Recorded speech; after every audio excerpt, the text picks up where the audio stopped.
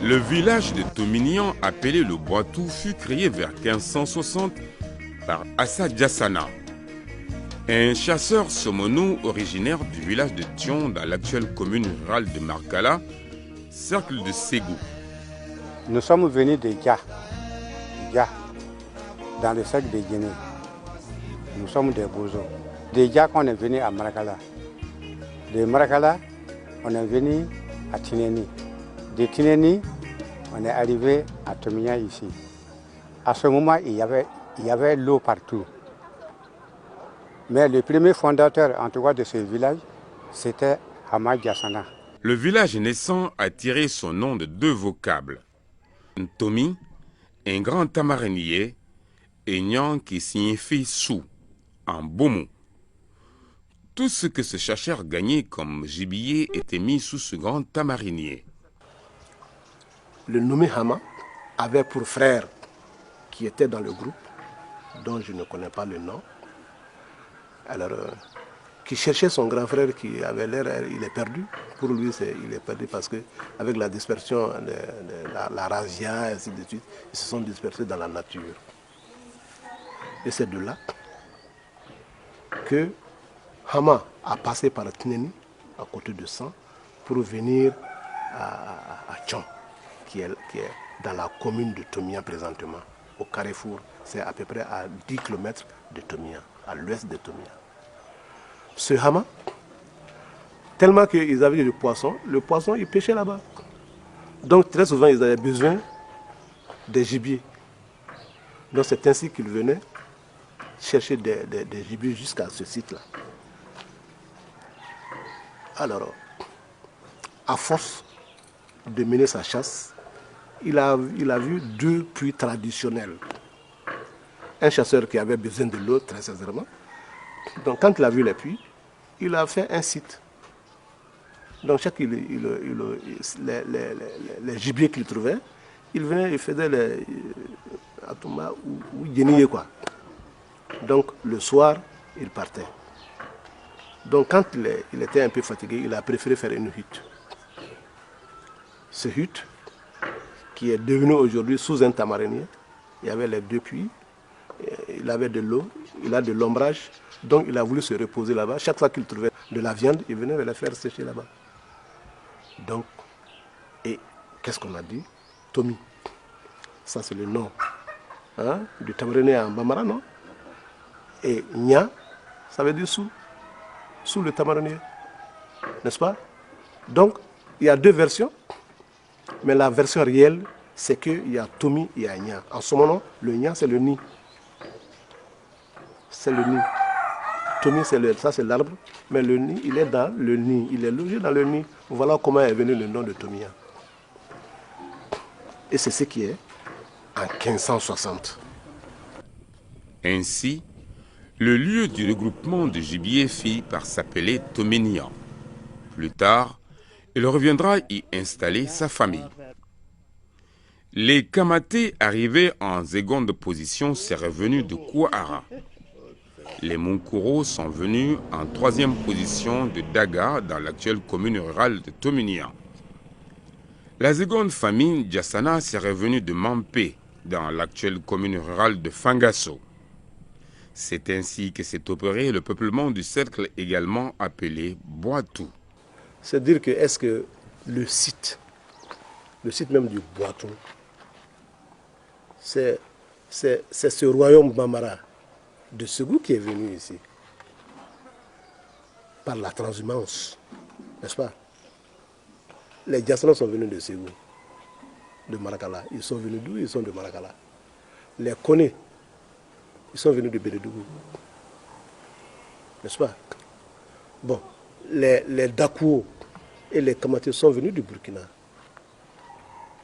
n'est-ce pas? Donc, ce sont les mêmes de ces royaumes-là qui sont venus vers là. Je ne sais pas si je me fais comprendre. Sinon, ici, le Tchondougou, qui est venu de Markala, commence dans un petit village qui est là, Sadian. Sadien qui est à peu près à 9 km d'ici. Ce Tchondougou commence d'ici jusqu'à la grande mosquée de Sang. Jusqu'à la grande mosquée de Sang, c'est le Tchondougou. Et ça sont les habitants, ça c'est la zone de ceux qui ont quitté Marakala, le Tchon de Marakala, qui habitent ici. Donc ça veut dire que c'est un royaume en miniature, si on peut dire ainsi, du royaume Bambara de Ségou. Parce que c'est ceux qui travaillaient pour le royaume, ceux qui cherchaient le poisson pour le royaume, qui sont venus ici, dans cette zone-là. D'autres bobos sont venus de la Haute-Volta, actuelle Burkina Faso, à partir des provinces de Dédougou et de Nouna. Les grandes familles bobos sont les Terra venus de Torola appelés Sanoui, les Munkoro, les Kamaté et les Dakou. Mais d'autres ethnies s'y sont ajoutées, notamment les Dafi, les Milianka et les Bambara. Bon,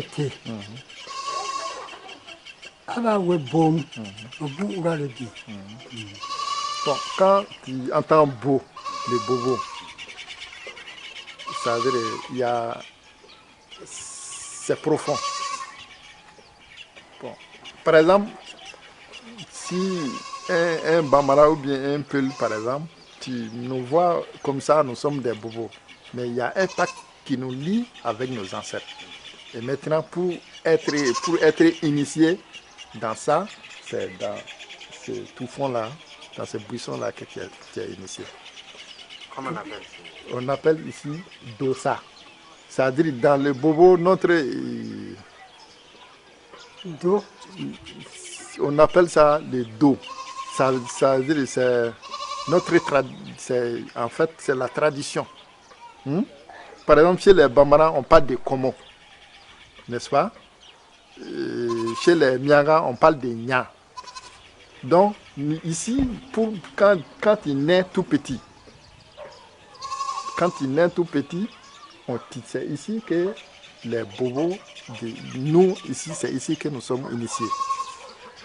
Et c'est ce qu'on appelle le dos. Ah oui. Et moi, par exemple, je m'appelle Salomon. Mais mon nom Bobo, toi, tu ne peux pas le connaître. Oui, c'est secret. Chez les Bobos, par exemple, il y a de ces pratiques, quand on trouve ton nom, on peut te faire du mal.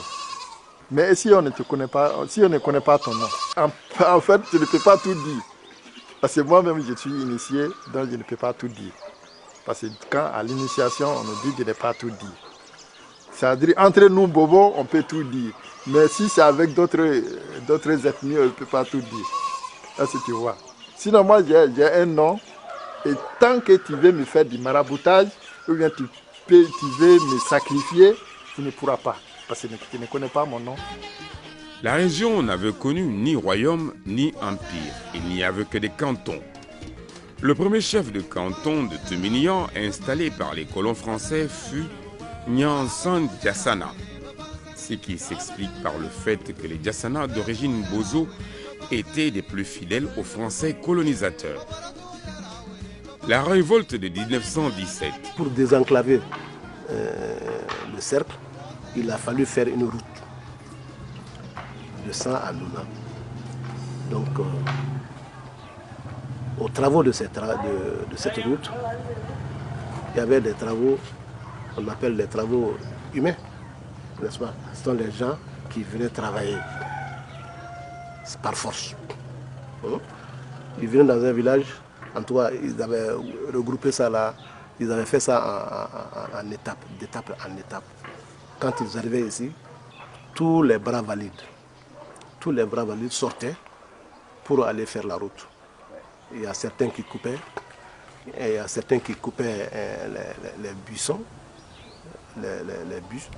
Il y a certains qui venaient avec les latérites, il y a certains qui venaient avec l'eau. Donc, avec ces travaux forcés, dans la zone où on appelle aujourd'hui Burkina Faso, il y a eu une femme bobo qui était en état de grossesse, mais qui étaient forcés à aller sur le chantier. Donc lors de ces travaux, la femme, alors elle a eu des maux de ventre. Il y a l'enfant qui devait venir, le travail d'accouchement. Donc tout de suite, dans le village où la femme quittait, le responsable de ce village a demandé aux gardes qui les suivaient à fouiller.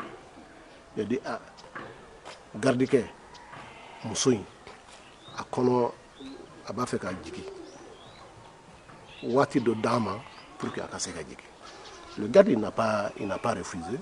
Et c'est en ce temps-ci que les femmes les plus âgées qui étaient dans ce lieu a amené la femme là sous un arbre. Et sur des feuilles, la femme a accouché. La femme a accouché. C'est juste après l'accouchement de cette femme que le même garde a demandé qu'elle reprenne directement les activités sur le chantier. C'est là où les hommes ont riposté. Que la femme vient d'accoucher. L'enfant est là, vivant. Donc comment on peut demander encore à cette femme de revenir immédiatement sur les travaux? Que c'est inhumain. Et tant qu'ils sont là, ils vont travailler. Mais la femme là, ils vont donner leur vie. En tout cas, elle ne travaillera pas. Voilà, d'après mes parents, comment la révolte des Bobos a déclenché. Elle marquait une opposition à la pénétration coloniale française dans le pays Bobo.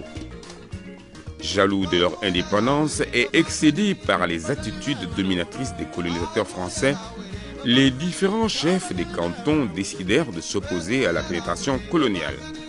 La révolte de Bobo du 4 mars 1916 peut être considérée comme un événement historique important, non seulement pour notre cercle, notre pays, mais également la sous-région.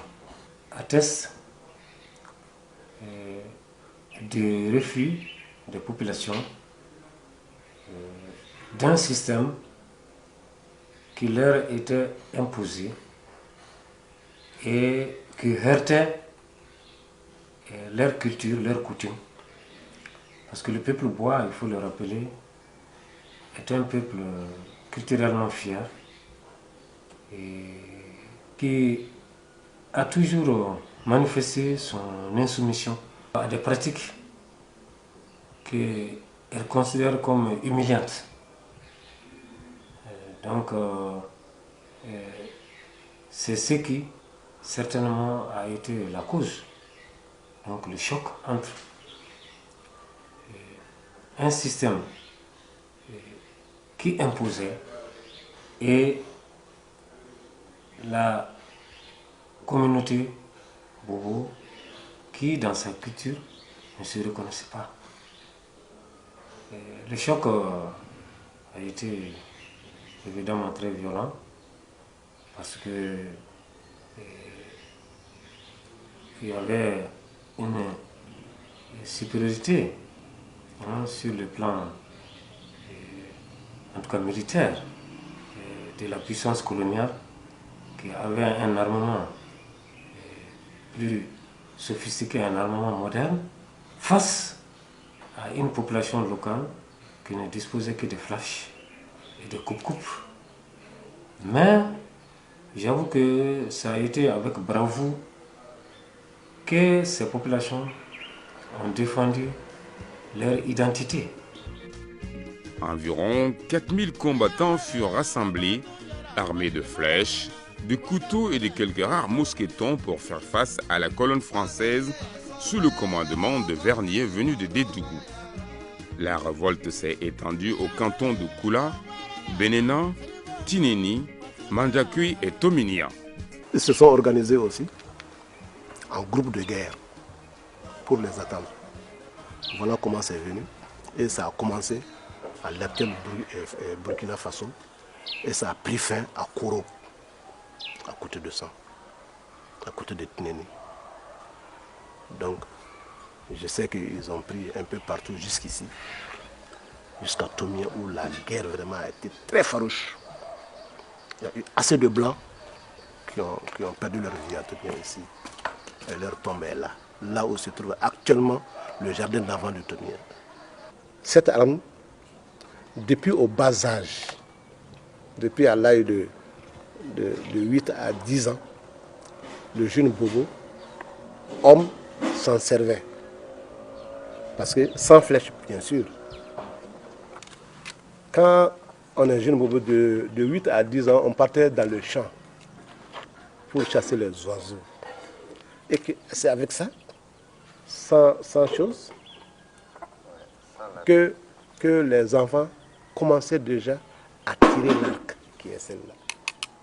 Apprenaient à tirer l'arc, chasser les oiseaux dans les champs. Tout jeune Bobo garçon.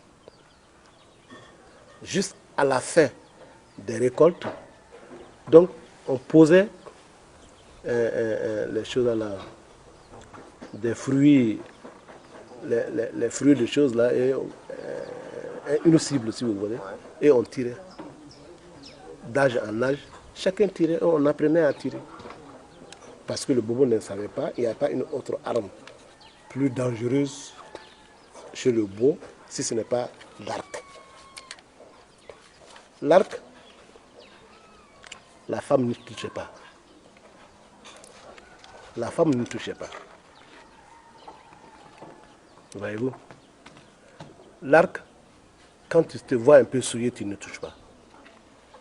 Il y a plusieurs sortes de souillures. Ça, je crois que vous connaissez déjà. Oui, oui. L'arc a un petit secret. Quand tout homme qui se dit invulnérable et vous trouvez une femme qui n'a jamais connu d'autre homme, seul son mari, et l'homme est là et veut vous tuer, il est invulnérable, vous venez vous faire passer ça sous les jambes de cette femme et vous mettez dans l'arc, ça perfore le monsieur qui est devant vous, qui se dit vraiment armé. Ça, c'est le secret de l'arme. N'est-ce pas? Le secret de l'arme, il y a un autre secret que je ne me réserve pas vraiment de vous dire ça aujourd'hui. Quand vous tirez, même si, en toi, il faut que vous voyez le monsieur, vous tirez, ça vous suit comme une abeille. Même si moi qui ai tiré, ma force est finie, la flèche, ça va et ça atteint l'objectif. Ce que tu as vu et ce que tu as tiré. Avec Beikane, ça ne te laisse pas. Ça ira. Donc ça c'est le second secret que je me réserve vraiment de garder. Ça, il faut être initié pour pouvoir connaître ça. Je suis initié du début, je suis initié chez le beau jusqu'à la fin. La raison pour laquelle je me permets aujourd'hui de vous parler réellement ce que j'ai vu. Parce que je suis un vrai beau. Je suis beau malgré que je suis chrétien, protestant. Mais je suis initié et je connais le beau. Je connais ce que veut dire un beau. N'est-ce pas? Dans tout le monde aujourd'hui, quand tu cherches des gens initiés beaux, tu ne vas pas dépasser une dizaine. Ici à Tomia. Donc je suis parmi ces 10 initiés. Je suis initié beau dans la tradition parce qu'il y a un seul dans notre famille, la grande famille Diassana ici. Si lui n'est pas là, c'est moi qui prends le couteau traditionnel. Donc je suis beau. N'est-ce pas? Donc ce que je suis en train de vous dire là, je sais ce que je suis en train de vous dire et je sais ce que je suis. Parmi les héros des célèbres batailles de Sabara, Bénénan et Tominian, on peut citer Banzani Terra de Torola, Démé Dambélé, dont la bravoure est encore chantée dans le pays Bobo. Donc Banzani, il est de Torola. Et c'était lui, Banzani, qui était le responsable, le chef. L'organisation lui avait confié d'être leur responsable dans cette révolte. Parce que c'était un homme qui n'avait peur de rien. et de son vu, il rendait peur. Quand tu le voyais seulement, tu as peur. Donc il n'avait peur de rien, n'est-ce pas? Venant d'un village aussi, le village Turla, si vous me permettez, était le seul village parmi tant d'autres où il y avait assez de guerriers qui n'avaient peur de rien. Et leur canton était un peu vaste. Donc voilà, dans le temps, il y avait 18 héros. Et ce sont ces 18 héros qui ont mené la guerre et ils ont choisi Bazané en tant que tel pour devenir le chef. Donc lors de leur arrestation à Corée, il était parmi ces gens-là et il a été arrêté. Et jusqu'aujourd'hui, on a vu le corps de certains, le corps de tous les autres, mais jusqu'aujourd'hui, on se demande où se trouve le corps de Bazani. On s'est posé la question, qu'est-ce qu'on a fait de Bazani? Est-ce qu'il a été déporté? Est-ce qu'il a été enterré comment? Jusqu'aujourd'hui, la nuance reste. Où est Bazani? On ne le sait pas. Bazani, il était un chef de file. Son père avait dit qu'il avait rêvé qu'il a vu des singes écrire sur du papier.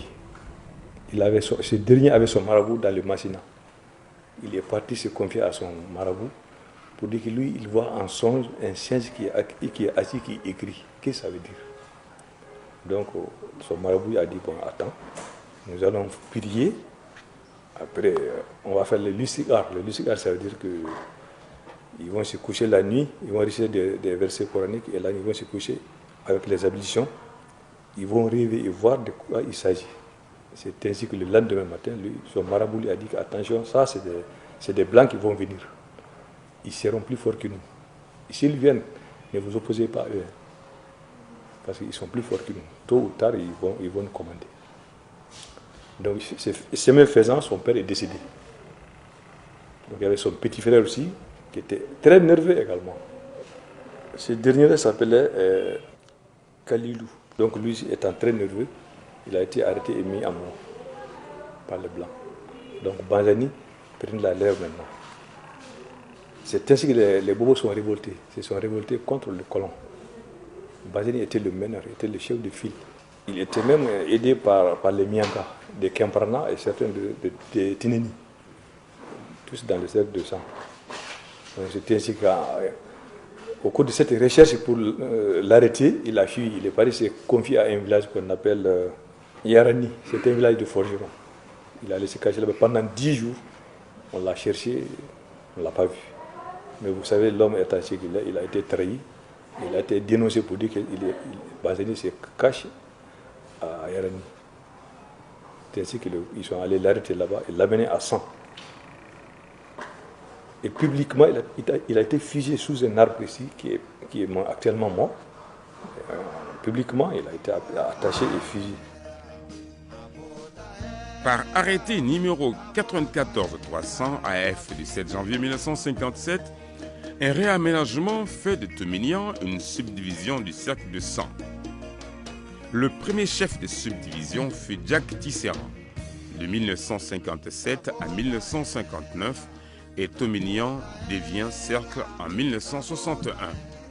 Pour qui connaît le marché de Tominian, pour nos aînés, il me semble qu'à partir du marché là, dans le temps, on rencontrait beaucoup de crânes de personnes, des bras, des ossements. Si on rencontre déjà des ossements à partir du marché, il y a eu encore une fosse commune sur la place de Souvenir, c'est pour dire que vraiment, nos parents sont morts. Ça n'a pas mis un frein à l'évolution, sinon à l'avancement, sinon à l'avancée de nos parents. Ce que je retiens de cette guerre, et nous devrons retourner à notre origine, nous devrons chercher à connaître davantage notre origine pour être vraiment fiers comme Bazani Tera et autres qui étaient beaucoup fiers. Certes, la force de leur fierté, c'était quoi? c'est des gens qui ne regardaient pas par derrière. Ça veut dire quoi? Quand il avançait, il avançait. Il ne prenait pas peur et il continuait. Nous, aujourd'hui, on est beaucoup faibles. Mais je pense qu'on doit retourner à notre origine pour être vraiment fort, pour un Mali fort aussi. C'est les flèches là qui ont servi à la révolte de 1916. Ma grand-mère a servi. Le jour où elle a prêté serment à son fils, Démédémé Diassana, qui fut le deuxième chef de canton, elle s'est servie de ça pour tuer des gens. Elle a tué 45 personnes avant de mourir, sous le toit, là où se trouve le marché. Parce que son mari était enterré sous le bout, enterré les cadavres dans la famille, dans la maison. Et elle était sur la terrasse et elle a dit: je ne vais pas quitter là où est couché mon mari. Vous voyez encore la fierté de la femme Bou. Je ne peux pas parler de fierté si je ne connais pas mon papa et ma maman. Je ne peux pas parler de fierté si je ne connais pas mon village, tout ça là.